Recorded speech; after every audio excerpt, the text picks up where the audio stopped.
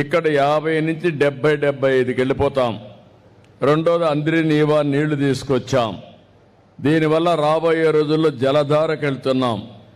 భూమిని జలాశయంగా చేసి 3 metres 6 metres అంటే వర్షాకాలం తర్వాత 3 మీటర్లు ఉంటుంది. మళ్ళీ ఎండాకాలం అవుతానే 6 మీటర్లు ఉంటుంది. 3 మీటర్లు వాడతాం. ఆ 3 మీటర్లు కూడా మీ పంప్ సెట్ కాడనే సోలార్ పెడతాం. మీరు ఒక్క పైసా ఖర్చు లేదు. నేనే మీకు సోలార్ పెట్టిస్తా, ఫ్రీగా పెట్టిస్తా.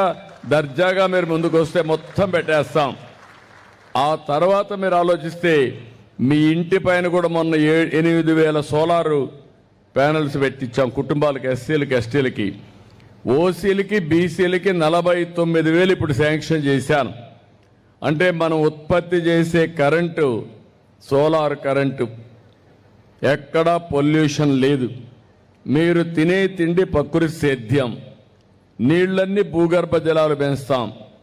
20 ఇప్పుడే చెప్పాడు మిత్రుడు, ఒకప్పుడు 1400 అడుగులు అక్కడి నుంచి పాతాళ గంగను పైకి తీసుకొచ్చేవాళ్ళం.